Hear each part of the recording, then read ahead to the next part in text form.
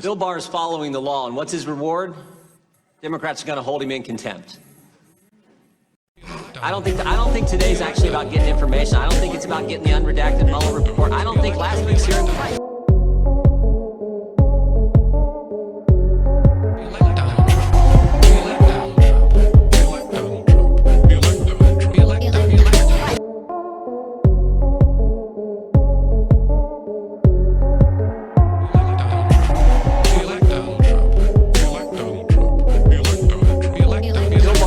The law, and what's his reward? Democrats are going to hold him in contempt.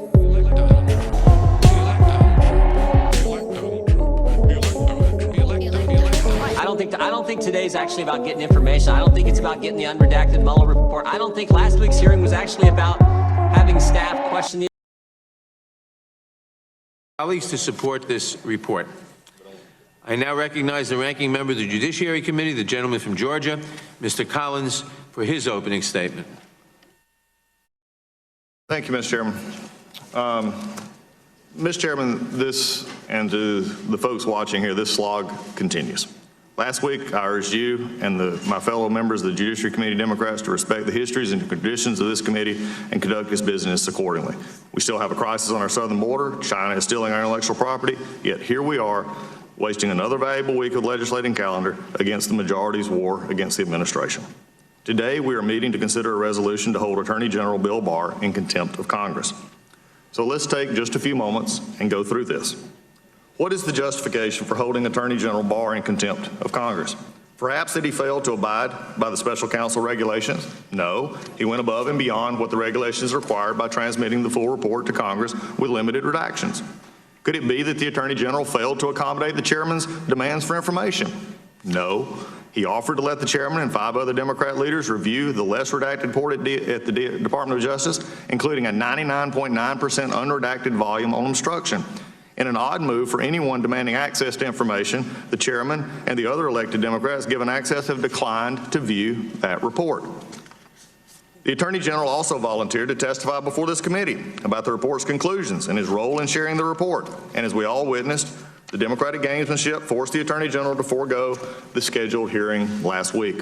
On Monday, the Justice Department offered to meet to discuss accommodations. Yesterday, they made a reasonable offer to avert this spectacle, and once again, they were rebuffed and the chairman declined. Perhaps then the Democrats believe that there has been an unreasonable delay in the Justice Department's response to them. No, that's not true either. In fact, the chairman is moving to this contempt resolution at lightning speed. It has been less than 20 days since the chairman, Nadler, subpoenaed documents from the Justice Department. When the Oversight Committee held Attorney General Eric Holder in contempt, more than 250 days had passed between the subpoena and the committee's vote to hold him in contempt. More than 450 days passed between the committee's initial request to the Justice Department and the committee's contempt vote. Judiciary Democrats are moving more than 10 times faster than Oversight did with Holder. They have moved from request to contempt vote in only 43 days. And yet the Justice Department is still at the negotiating table waiting for the Democrats to arrive in good faith. Why this rush? Without any valid legislative or administrative reason, we can only assume the Democrats that are led by the chairman have resolved to sully the Bill Barr's good name and reputation to accomplish 2 goals. First, Democrats are angry the special counsel's report did not produce the material or collusions they expected to pave their path to impeaching the president. I feel compelled to remind everyone the report found, despite offers to do so, no one from the Trump campaign knowingly conspired with the Russian government. And you can't help but notice the phrase Russian collusion has vanished from the Democratic talking points and left a void in the narrative. Since the special counsel did not make a prosecutorial determination on obstruction, which was his job, the Attorney General and the Deputy Attorney General did so according to their mandates as law enforcement officials while giving no credence to the Office of Legal Counsel's opinion regarding that of sitting presidents. As a result, they're angry. They're angry our nation's chief law enforcement officer and his deputy had the audacity to decide the evidence didn't support charges for obstruction and investigation into something the president didn't do. Second, Democrats are afraid of what the Attorney General will find when he completes his ongoing review of FISA abuses at the Justice Department, including how the Russia investigation began. Multiple news reports have suggested those conclusions could be explosive, could end careers, and could even lead to criminal prosecution. Rather than face that, the Democrats have resolved to neutralize Bill Barr by attacking him and the office and his integrity and his career. This is the first step. What a cynical, mean-spirited, counterproductive, irresponsible step is. Meanwhile, our economy is surging, unemployment among several minority groups is at historic low.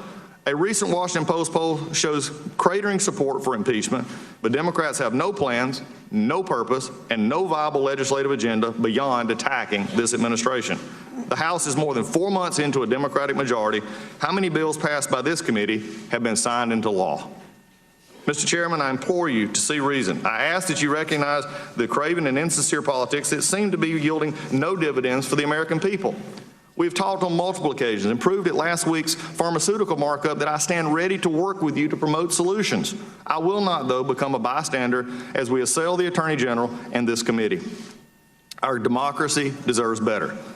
Finally, Mr. Chairman, I'd like to quote a fellow member of Congress. As a member of Congress, I treat assertions of executive privilege very seriously. I believe they should be used only sparingly. In this case, it seems clear the administration was forced into a position by the committee's insistence on pushing forward with contempt. Despite the Attorney General's good faith offer, Mr. Chairman, it did not have to be this way. We could have postponed today's vote and accepted the Attorney General's offer. Instead, by not honoring the Constitution's charge to seek accommodations when possible, the prestige of this committee has been diminished.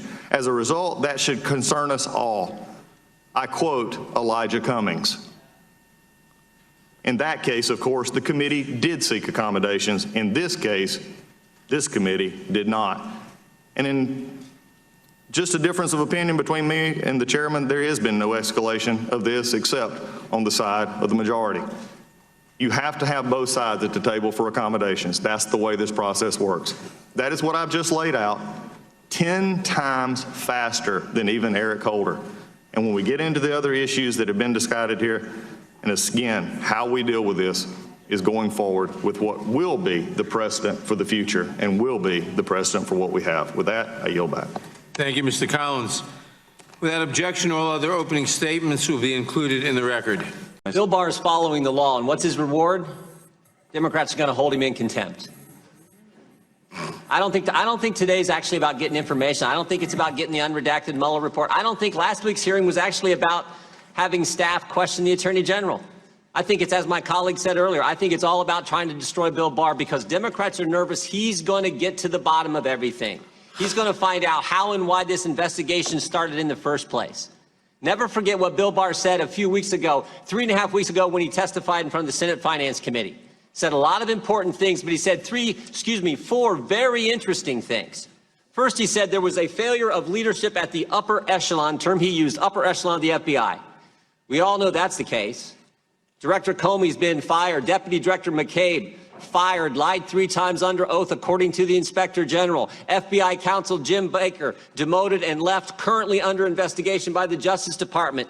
Lisa Page demoted and left. Peter Strzok, deputy head of counterintelligence, demoted and fired. Peter Strzok, the guy who ran the Clinton investigation and the Russian investigation. There was certainly a failure of leadership at the upper echelon of the FBI. Second thing the Attorney General said 3.5 weeks ago in front of the Senate Finance Committee. Spying did occur.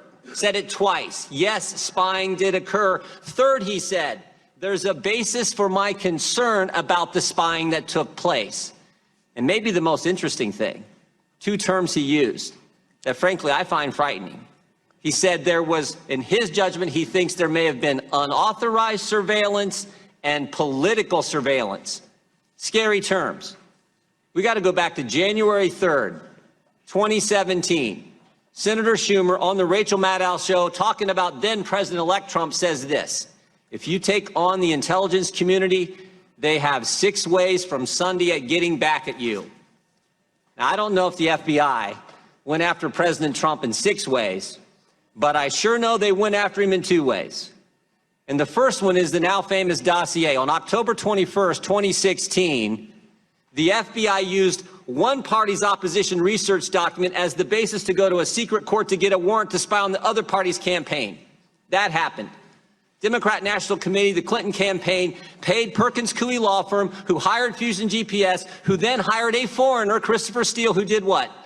Talked to Russians and put together this salacious, unverified document that became the basis to get a warrant to spy on the Trump campaign. They did it. And when they went to the court, they didn't tell them important things like who paid for it. They didn't tell them that Christopher Steele had already told the FBI and the Justice Department that he was, quote, desperate to stop Trump. And they didn't tell the court that Christopher Steele had been fired by the FBI because he's out talking to the press. They did that. And second, just last Thursday, New York Times story, FBI sent investigator posing as an assistant to meet with the Trump aide in 2016. FBI sent someone in, pretending to be somebody else, to talk with George Papadopoulos, who was with the Trump campaign. You know what they call that? You know what they call that? It's called spying. They did it. They did it. They did it twice, and who knows how much more. And what I know is Bill Barr has said he's going to get to the bottom of it. And think about the term he used again. This is important. Political surveillance in the United States of America. I will not yield. Think about that term. He's going to get to the, he said he's going to put a team together, going to investigate all this. This is critical. And never forget the guy who ran this investigation, Peter Strzok, ran the Clinton investigation and then launched and ran the Trump-Russia investigation. Never forget what he said. Trump should lose 100 million to zero. We need an insurance policy. Told Lisa Page, don't worry, Lisa, we'll stop Trump. This is what Bill Barr wants to investigate.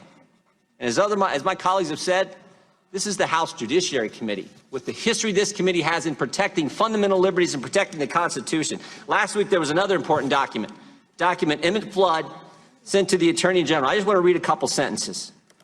Under our system of government, unelected executive branch officers and intelligence agency personnel are supposed to answer to the person elected by the people, the president, and not the other way around. This is not a Democrat or Republican issue. It's a matter of having a government responsible to the people, to we the people. In the partisan commotion surrounding the Mueller report, it would be well to remember that what can be done to a president can be done to any of us. And this committee is supposed to look out for that fundamental fact more than anything else.